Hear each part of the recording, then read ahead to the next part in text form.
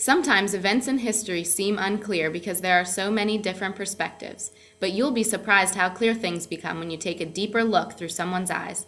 Come along and put on Rosa Parks' eyeglasses as we journey back in time to her life and experiences during the Civil Rights Movement.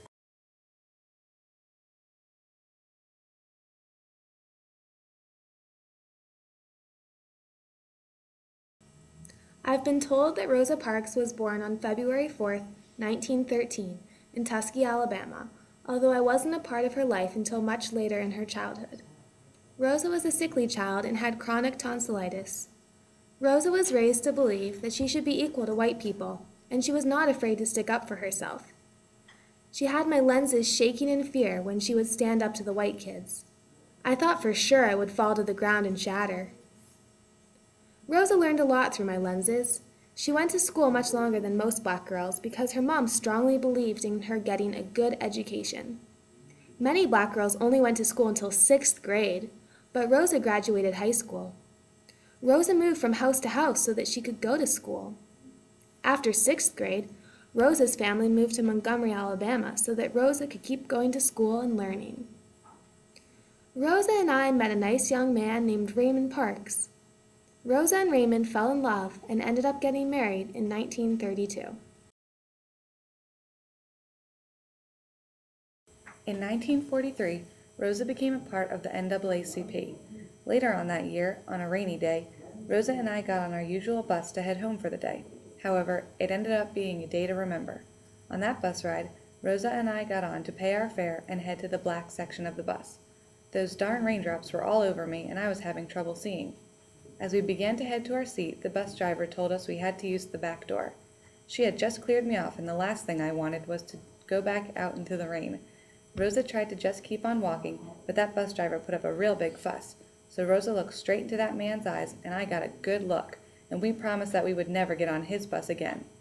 Walking home in the rain was not fun, but it was better than staying on that bus and being treated so badly. A couple years later, I heard Rosa say that mean man's name was James Blake.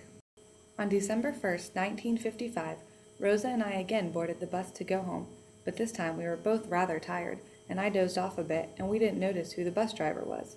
Rosa and I walked on and went straight back to the first row in the black section. We were so happy to finally sit and relax, and I watched as many other people got on the bus. At the next stop, the white section filled up with only one white man left standing. Suddenly, we heard a loud voice, and the bus driver yelled to the back for us to stand up and give our seats to the white man. All the neighbors in my row got up, so Rosa and I kept on relaxing. Before we knew it, a large man was approaching us, and his face became clearer than the first day I was born. Our worst nightmare came true. The man was James Blake. I don't even remember the things he was yelling. All I know is that he was tugging on Rosa's sleeve, but I trust Rosa, and she sat there calm and quiet, so I did too. Even as he was pulling us down the aisle, Rosa held me high with dignity. I tried to forget those awful moments spent in prison, but that was the turning point in the civil rights movement. I did not enjoy our time in jail, but it ended up being a good thing that Rosa refused to give up her seat. In December 1955, black residents of Montgomery, Alabama began a year-long boycott of city buses to protest radically segregated buses, which became known as the Montgomery Bus Boycott. I was so excited when I heard about the boycott. It started off as a one-day boycott to coincide with the trial of Rosa, who had been arrested 4 days earlier. The day after we were released from jail, I couldn't believe what I saw around town. I was so surprised by the number of signs everywhere that I almost burst out of my frames. Over 50,000 flyers were sent out to Montgomery blacks asking them to stay off the public buses on December 5th, the day of the trial. After the first day of the bus boycott, all of our friends and neighbors got together for a meeting to discuss the boycott.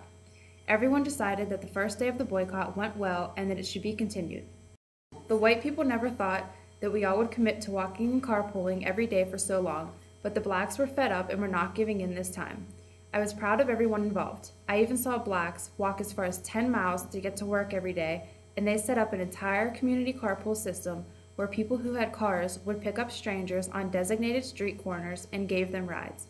I had never seen a white woman in our neighborhood before until they started driving to their maids' houses to pick them up because they couldn't go a day without their maids. Luckily, Rosa and I got rides whenever we needed to go places, so we never had to walk far. No one knew how long this boycott would last or how it would end. The Montgomery chapter of the National Association for the Advancement of Colored People, the NAACP, chose Rosa's case to go all the way to the Supreme Court as a test case. They chose her because she was a good citizen. I was a little nervous to go to court, but I was proud that they picked my Rosa. I began preparing for the legal process after they asked her to step up to the challenge. On November 13, 1956, the U.S. Supreme Court upheld a court decision to strike down the Montgomery law of segregated buses because it deprived Negro citizens of 14th Amendment equal protection and due process. As tears rolled down Rosa's face, suddenly things were so clear to me. We were one step closer to equality. Rosa did a lot for civil rights on her own, but she was not the only one involved. She was part of a civil rights movement that had been going on and continued on for decades. There were thousands of people involved in the Montgomery bus boycott, and the bus boycott was just one of the hundreds of things that Black people were involved with to fight for civil rights. Black people sat at white-only lunch counters all over the country in protest to the segregation. Thousands of people participated in marches and attended speeches. Rosa was one of many. From Rosa's story, we learn that one person's actions can affect the lives of so many people. We want you to affect others' lives in a positive way. I hope you learned from my and Rosa's story, and I want you to think about what life might look like through the eyes of others.